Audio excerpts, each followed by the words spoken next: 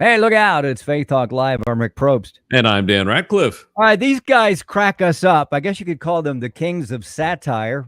Maybe they don't call themselves that, but I'll call them that. It's Yeah. Kyle Mann with us from the Babylon Bee. They've got a new book out. We're going to talk about it in a second. Kyle, how are you? I'm doing great. How are you guys? Doing great. Good to have you again. Yeah. Yeah, good to be on. You've been a little busy, and Dan was reading some of the headlines. I guess the latest headlines from the Babylon Bee. We do want to talk about the book that you and Joel Berry put together. It's actually called the Postmodern Pilgrim's Progress. It's a whole new modern spin, hilarious spin on the old book that was called the Pilgrim's Progress. I actually never read that. Am I going to hell? Oh, absolutely. You never read the original? Oh, absolutely. Yeah, you can get away with not reading my version, but Okay. but if you haven't read the original, you're doomed.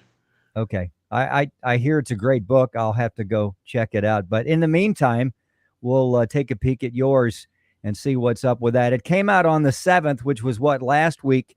Before we get into all that, though, Dan, did you want to ask him about those Father's Day things or the headlines, or what did you want to ask him about? Well, I was just kind of laughing at them. But yeah, sure, we can ask about it. Just some of the great things that the Babylon Bee does, and one of them is just some ideas for Father's Day gifts. The top 10 manliest gifts for Father's Day, and I love this. The number one is a rock. Yeah. I mean, how can you go wrong with a rock for Father's Day, right, Kyle? Who doesn't want that? Yeah, I mean, a rock doesn't need to be charged. There's no battery. You can smash things and sharpen swords things, and yeah, all kinds of stuff. I mean, nothing wrong with that. So some of the other ideas were like a bag of dirt to rub on the kids' boo-boos, a camouflage high-capacity tactical orthopedic back pillow. I mean, there's so many great things. So not only do they provide humor, they also provide gift shopping ideas. So the Babylon Bee is your one-stop shop for everything, I'd say.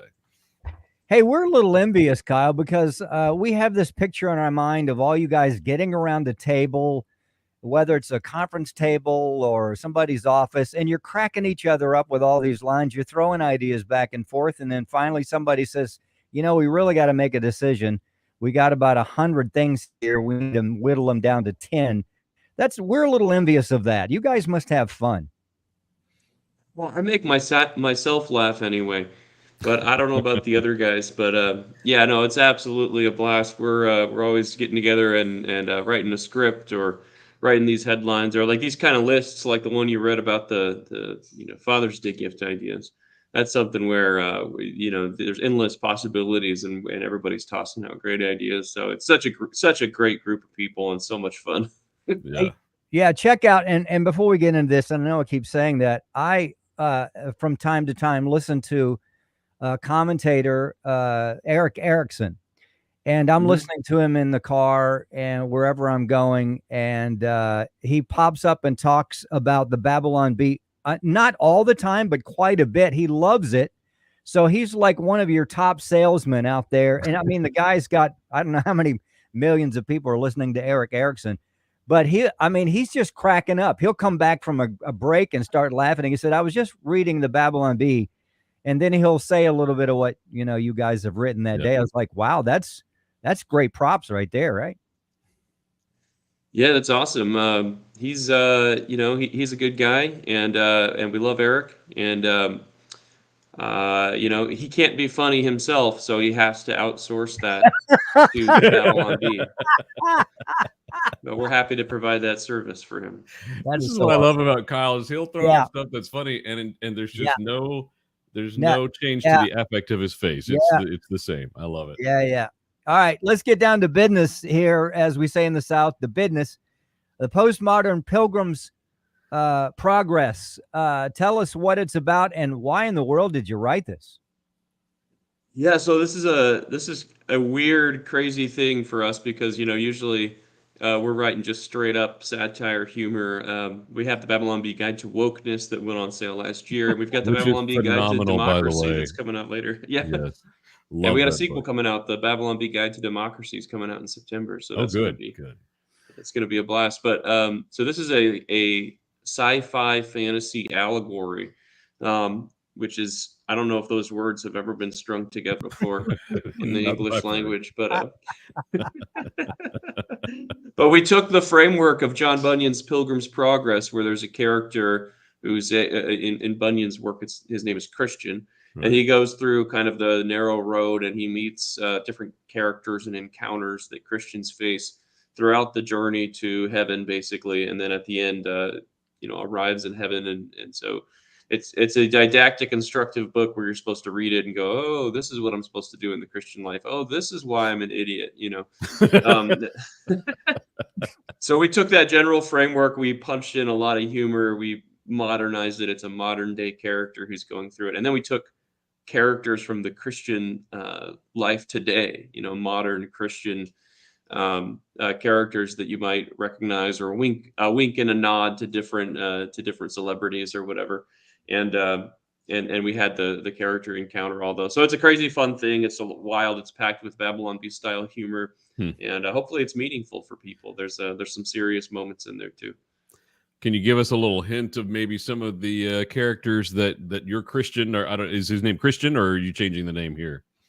So there's this weird, it's kind of a weird multiverse style idea where he's like having this dream, and his name's Ryan, but he's having this dream and he ends up kind of like, am I this Christian character from this weird, like he's dumped in this weird twisted version of Pilgrim's Progress. Right.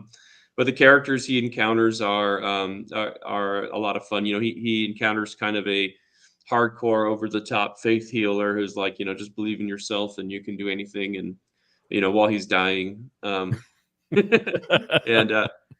one of my favorites is a encounter with something called Chesterton's fence, which, if you're not familiar with Chesterton's fence, it's an old saying from G.K. Chesterton that we don't tear down a fence unless we know why it's there, which is really applicable to protesters and riots and all that kind of stuff today.